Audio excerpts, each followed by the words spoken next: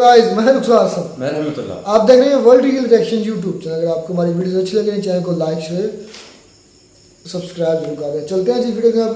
नमस्ते फ्रॉम भारत, जय Shankar statement on निजर किलिंग इन कनाडा। वाह, ये तो इनकी परंपरा, वो क्या कहते हैं परंपरा या रस्म कह लें, रिवाज कह लें कि ये सामने वाले को नमस्ते बोलते हैं, जिस तरह हम अस्सलाम वालेकुम बोलते हैं। हाँ, ये इस्लाम है उनका। उनका किस्म का इस्लाम है, और ये उनका एक ऐसा मतलब है कि वो मजहबी लिहाज से भी होगा और वैसे भी दुनियावी लिहाज से भी। तो देखते हैं वीडियो, फिर देते हैं इस पर एक्शन। नमस्कार, वेलकम टू वर्ल्ड अफेयर्स। मैं हूं प्रशांत धवन। नमस्ते फ्रॉम भारत। नाउ ये जो वीडियो अभी आप देखोगे, छोटी सी वीडियो है, this will give you goosebumps. Namaste from Bharat. Let me begin. That was very special. और अगर आप सोच रहे हैं कि जयशंकर साहब यूनाइटेड नेशंस में क्या कर रहे हैं, देखिए हर साल सितंबर महीने में दुनिया भर के जो वर्ल्ड लीडर्स हैं, मिनिस्टर्स हैं, प्रेसिडेंट्स हैं, ये पहुंच जाते हैं यूनाइटेड नेशंस के हेडक्वार्टर्स में, जो आपको मिलेगा इन न्यूयॉर्क। अब यहाँ पे फॉर एग्जांपल आप देख पाओगे, पहला स्पीच दिया था ब्राजील के प्रेसिडेंट ने, उसके बाद वेरियस और लीडर्स यहाँ पर आए, उन्होंने अपनी कंट्री का पर्सपेक्टिव रखा दुनिया के सामने। और ये मंच बहुत ही इंपॉर्टेंट होता है। यूनाइटेड नेशंस का जो स्पीच है और उसके बाद का जो आप इंटरव्यू वगैरह देते हो, ये मैटर करता है। एक वर्ड भी इधर उधर चला गया तो एक ग्लोबल न्यूज बनती है। पाकिस्तान के आज के समय जो केयर टेकर प्राइम मिनिस्टर हैं, ये यूएन में ब्लंडर करके आ चुके हैं, तो आपको आइडिया होगा कि ये मंच कितना इंपॉर्टेंट है। और खराब एक बार यहाँ पे कोई बात बोल दी तो दुनिया भर में कैसे न्यूज बनती है। पाकिस्तान के केयरटेकर पीएम ने आपको बताया होगा, ये कह दिया था कि अगर यूएसए के पास इजराइल है तो चाइना के पास पाकिस्तान है। ये स्टेटमेंट देखकर कई लोग हंस पड़े थे। फिर इन सब के बाद ज़ेलेंस्की आए। ज़ेलेंस्की ने यह कहा कि Russian evil can not be trusted. इन्होंने बेसिकली कॉल ये दी कि रशिया को यूनाइटेड नेशन से आप निकाल दीजिए। अब इसके बारे में कोई क्या करेगा क्या नहीं करेगा वो अलग बात है, मगर ज़ेलेंस्की ने ये यूएन की जनरल असेंबली में ये बात बोल दी थी। उसके बाद ऑफ कोर्स जो बाइडेन भी आए, वेरियस लीडर्स आए, और फिर जयशंकर साहब की बारी आई। अगर यहाँ पे आपका क्वेश्चन ये है कि पाकिस्तान की तरफ से पीएम गए, यहाँ पे ज़ेलेंस्की गए, बाइडेन का भी स्पीच हुआ, तो जयशंकर साहब यहाँ पर क्यों गए? पीएम मोदी ने यहाँ पर स्पीच क्यों नहीं दिया? देखिए, डिपेंड करता है शेड्यूल पर। काफी बार प्राइम मिनिस्टर्स बिजी होते हैं, तो उस कंट्री को रिप्रेजेंट करते हैं उस कंट्री के विदेश मंत्री। अब एग्जांपल, इस बार का जो यूएनजीए का सेशन है, जो 78th यूएन जनरल असेंबली का सेशन इस वक्त चल रहा है, इसमें 85 प्रेसिडेंट्स ने स्पीच दिया, प्राइम मिनिस्टर थे 41 और फिर मिनिस्टर्स थे 47। तो ये एक बहुत ही कॉमन बात है, या तो प्राइम मिनिस्टर या फिर जो विदेश मंत्री है वो यहाँ पर एक कंट्री की तरफ से स्पीच देते हैं। नाउ जयशंकर साहब ने अपनी स्पीच में ना इंटरेस्टिंगली कनाडा का नाम तक नहीं लिया। इस पूरी ट्रिप में जब जयशंकर साहब यूएस गए ना, मीडिया ने सबसे ज्यादा इनसे सवाल पूछे हैं कनाडा से रिलेटेड, कि जस्टिन ट्रूडो पे आप क्या बोलोगे, कनाडा के साथ रिलेशंस आपके कैसे हैं, क्या आप कोई और बड़ा कदम उठाने वाले हैं। जबकि यूएन का जो मेन इनका स्पीच था, उसमें कनाडा का मेंशन एक बार भी नहीं किया गया। जयशंकर साहब ने बोला क्या है, प्राइमरली जो मेन हाइलाइट्स हैं ये मैं आपको बता रहा हूं।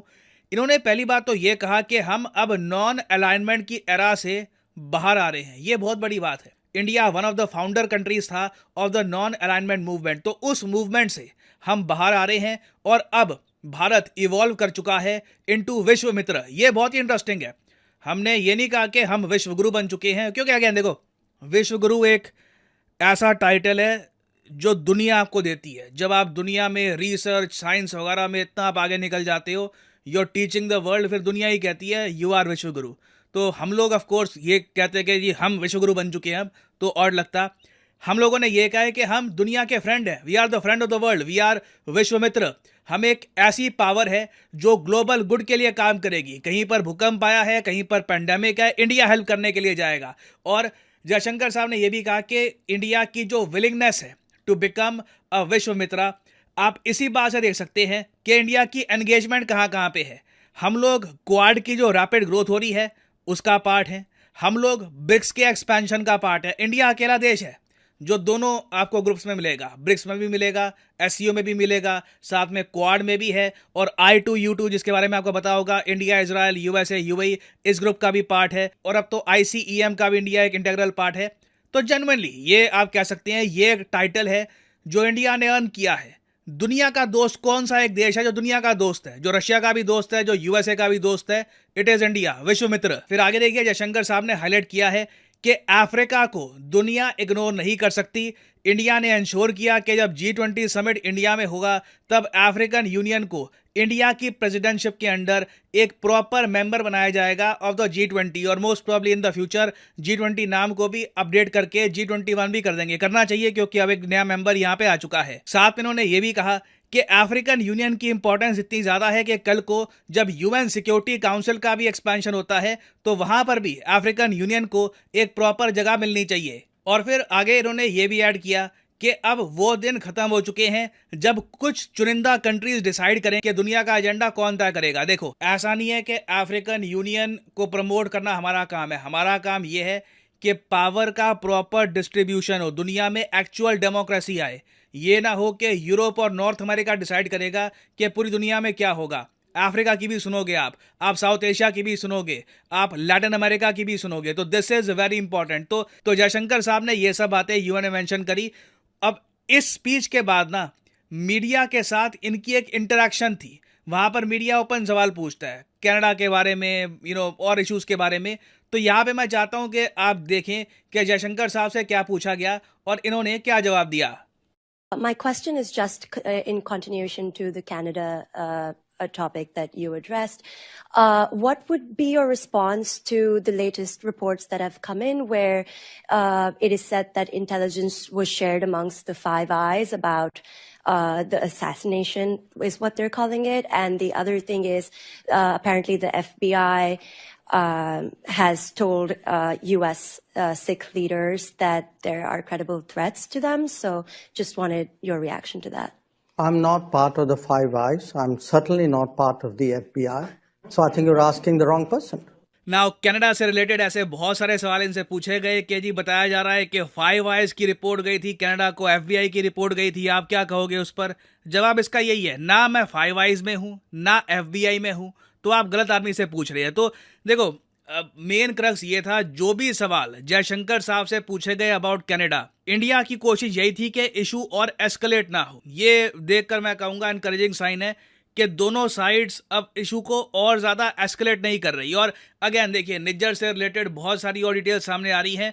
अभी रिसेंटली देखा गया कि कई रिपोर्ट्स पब्लिश हुई हैं जहां पे बताया गया कि निज्जर को जहां पे मारा गया था, जिस गुरुद्वारे के बाहर उसको मारा गया था, उसकी वीडियो सामने आई है। उस वीडियो में देखा जा रहा है कि 50 बार उस पर गोलियां चलाई गई थी, उसमें से 30 गोलियां उसको लगी। और जिन लोगों ने गोलियां उस पर चलाई थी उनमें से एटलीस्ट कैमरा एंगल से लग रहा था कि एक दो लोग सिख रिलीजन के भी थे, कई और लोग भी थे। और एक पॉसिबिलिटी है कि निज्जर को गैंग राइवलरी के अंडर भी मारा गया हो। तो अगेन अभी इस पर बहुत सी डिटेल्स बाहर आएंगी। इंडिया ने अपना मेन स्टांस यहाँ पर यह रखा है और जो रिपोर्टर्स हैं उनको भी ये बताया है कि इंडिया की गवर्नमेंट पॉलिसी नहीं है ये सब करना। जो कैनेडियन गवर्नमेंट मान के बैठ गई है कि इंडिया अब यहाँ पर हमारे सिटीजनशिप को मारेगा, इन्होंने साफ साफ यहाँ पर कह दिया है it is not government policy. ये बात समझ लीजिए।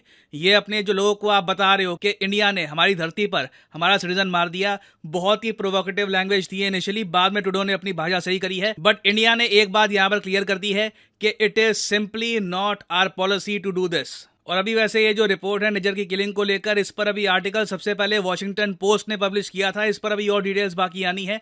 जब एक प्रॉपर इस पर एक रिपोर्ट सामने आएगी फ्रॉम वेरियस मीडिया आउटलेट्स, मैं उस पर एक प्रॉपर वीडियो आपके लिए बाद में ले आऊंगा। और फाइनली यहाँ पे आपसे क्वेश्चन यही पूछूंगा कि हाल ही में किस कंपनी ने एक अर्थक्वेक वार्निंग सिस्टम भारत में लॉन्च किया है? इस पर बहुत आर्टिकल पब्लिश हुए हैं। यह है यहाँ पे आपकी ऑप्शन, मेटा, माइक्रोसॉफ्ट, गूगल या स्पेसएक्स। कमेंट सेक्शन में करिए उत्तर। जो लोग सही आंसर करेंगे उनकी कमेंट को मैं हार्ट दे दूंगा ताकि बाकी लोग समझ पाएं कि सही उत्तर क्या है। और फाइनली यहाँ पर मैं ये भी ऐड कर दूं कि आप किसी भी एग्जाम की तैयारी कर रहे हैं, चाहे एसएससी, यूपीएससी, बैंक, आप परचेज कर सकते हैं अनअकैडमी के क्वालिटी कोर्सेज।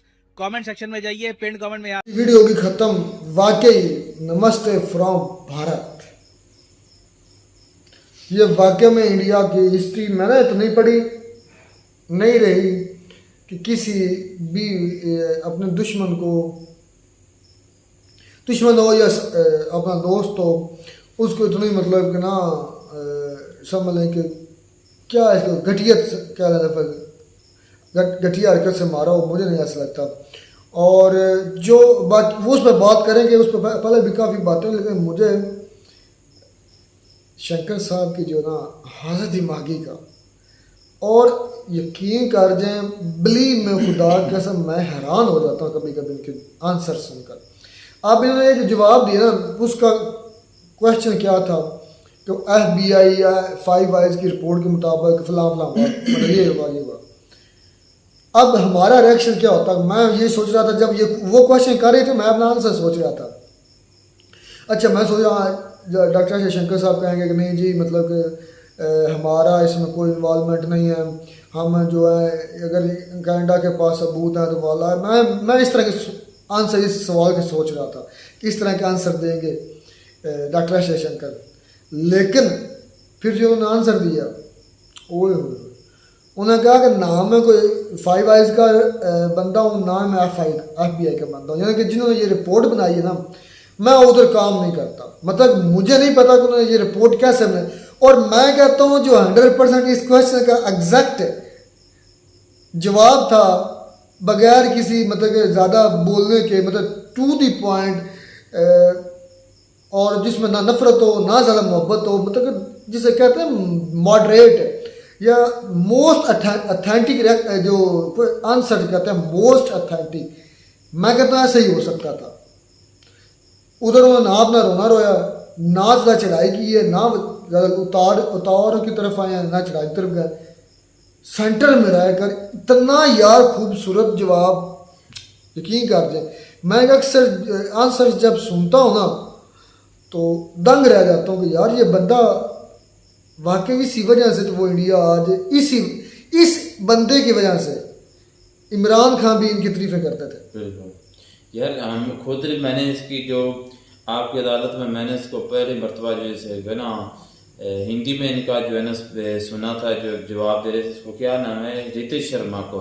तो मैंने उस वक्त ही कहा था कि एक लड़की ने इनसे पूछा था कश्मीर के रिलेटेड है, तो इन्होंने बहुत अच्छा जो है ना आगे से जवाब दिया, तहम्मुल के साथ, मतलब सुकून के साथ। सुनने वाले को गुस्सा भी नहीं आया और बात भी पूरी हो गई। तो इस तरह की है ना, उन्होंने कोई शोजबाजी की है ना, उन्होंने कहा कि हम ले लेंगे, हम स्ट्राइक करेंगे। एक बात उन्होंने की है कि वो इंडिया के नक्शे में है, मतलब वो पाकिस्तान भी करता है, वो इंडिया भी करता है। और अब बात आते हैं कि नमस्ते फ्रॉम इंडिया, मतलब अब ये हवा ऐसी अब चल रही है, मुझे भी ऐसा महसूस हो रहा है कि इंडिया और कनाडा जो है इस इशू को अपना ज़्यादा खदेड़ना नहीं चाहते, ज़्यादा नहीं लेकर पीक पर नहीं लेकर देना चाहते। दोनों गवर्नमेंट्स ये चाहती हैं कि अब इस मसले को रिजॉल्व करें। और जो लोग सर बता रहे हैं कि हो सकता है कि गैंग वार राइवलरी की वजह से वो क्या कहते हैं मुकाबले में मारा गया हो, और 30 पुलिस को लगी हैं, 50 मारी 30 लगी हैं, 20 छलनी हो गया। तो फिर तो ये वो किस तरह गैंग वार में हो सकता है? ये तो किसी ने यहाँ से साजिश के साथ मारा। नहीं, वो कह रहे हैं कि उसमें 2 सिख भी थे, मतलब वीडियो आई है, वो वीडियो सारी बात अलाउ नहीं होगी, कई वजूहत होती हैं, अलाउ नहीं होगी, वो ज़रूर दिखाते। तो वो बता रहे हैं कि ऐसी वीडियोज़ आ रही हैं, बयान आ रहे हैं, जिससे ये महसूस हो रहा है, जिससे ये अंदाज़ा किया जा रहा है कि वो एक गैंग वार की मतलब शिकार हुए हैं। और जो कनाडा अब थोड़ा सा समझ धीरा हो गया, आस्था हो गया, सुकून में हो गया, इसके पीछे भी यही कोई रीज़न लगते हैं। अब तो झूठ हैं कि कनाडा वाले हो सकता है जस्टिन ट्रूडो ने जस्ट अपना वोट बैंक ना, या कोई और भी वजूहत, क्योंकि उसकी अपनी तो ये रिपोर्ट है, उसने सर्च की नहीं, उसने FBI 5 आइज इस तरह की एजेंसी की बात मानी होगी, हो सकता है उनको गलतफहमी हो जाती है। ये क्या FBI वाले इंसान नहीं हैं? क्या उनको गलती नहीं हो सकती? हो सकती है, सबसे होती है, गलतियां करके ही वो सीखते हैं। हम भी इंसान हैं, गलती हमें मुमकिन है। तो ये कह देना कि CI की रिपोर्ट, FBI की रिपोर्ट, फलां रिपोर्ट, ये 100% है, 100% कहीं नहीं होती, हर में गलती का चांस रहता है। अच्छा, तो ये गलत भी हो सकता था, लेकिन उसको ज़्यादा मुंह फाड़ कर कह दिया जस्टिन ट्रूडो ने, आप उसके गले पड़ने जा रही है ये। अच्छा, और नमस्ते फ्रॉम भारत, ये बड़ी उसकी बात नहीं, ठीक है, नमस्ते फ्रॉम भारत से किया है, तो ये थोड़ा साथ खास आ जाता है कि फ्रॉम भारत की तरफ से।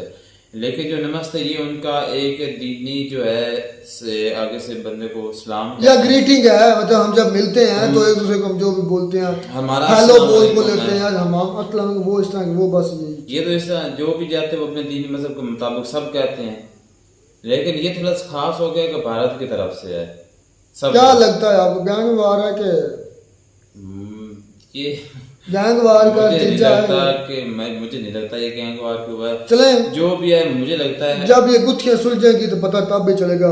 मजेदार थी वीडियो, और इन दी एंड मैं फिर ये कहूँगा यार एक्सीलेंट, कमाल कर दिया डॉक्टर शंकर के स्टेटमेंट ने, उनके आंसर में। इस तरह हमारे भी यार जो थे ना, क्या नाम था उनके दौर में, शाह महमूद कुरैशी, हमारे भी उस वक्त फॉरेन मिनिस्टर थे, वो भी अच्छे थे। नहीं अच्छे थे लेकिन इतने इस लेवल के नहीं नहीं थे। इतने तो यार इनका फिर जो है ना एक्सपीरियंस ज्यादा है, वो पहली मरतबा आए थे, तो फिर भी दूसरों से वो काफी अच्छे थे, लेकिन इनका तो फिर और लेवल है ना। खैर उन्हीं का तो वीडियो अच्छी लगी होगी, वीडियो अच्छी लगी चैनल को लाइक शेयर करें। मिलते हैं नई वीडियो में, ना डब साथ, तब तक दीजिए इजाजत, अल्लाह हाफिज़।